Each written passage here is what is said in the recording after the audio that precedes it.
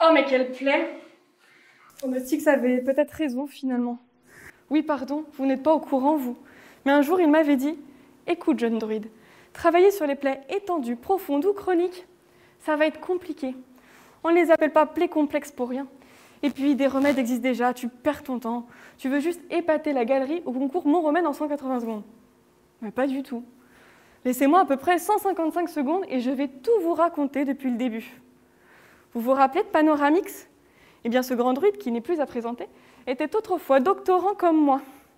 Lui, il a travaillé sur la recette d'une potion magique qui décuple la force des Gaulois pour lutter contre les Romains. Vous vous souvenez? Eh bien, mon travail est un peu similaire, sauf que mes Romains à moi sont des bactéries. Des bactéries qui essaient d'envahir le village Plaie ouverte qui fait Malix.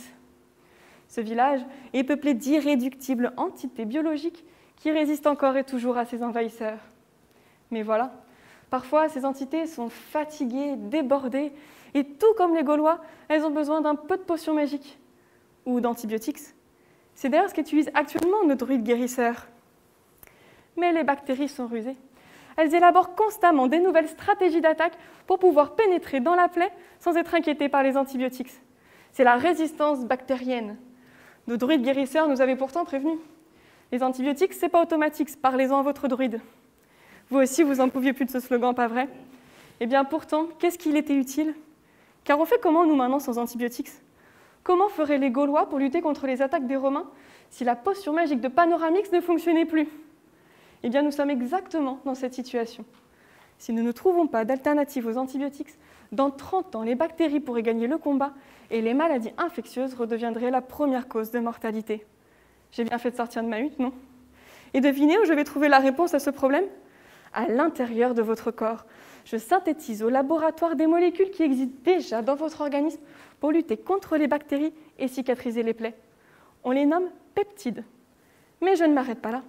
Non, car depuis le début de ma thèse, je travaille avec une idée fixe. Créer un pansement intelligent pour pouvoir libérer directement sur la plaie le bon médicament au bon moment. Pour cela, je m'aide d'un biomatériau qui compose majoritairement vos os, l'hydroxyapatite.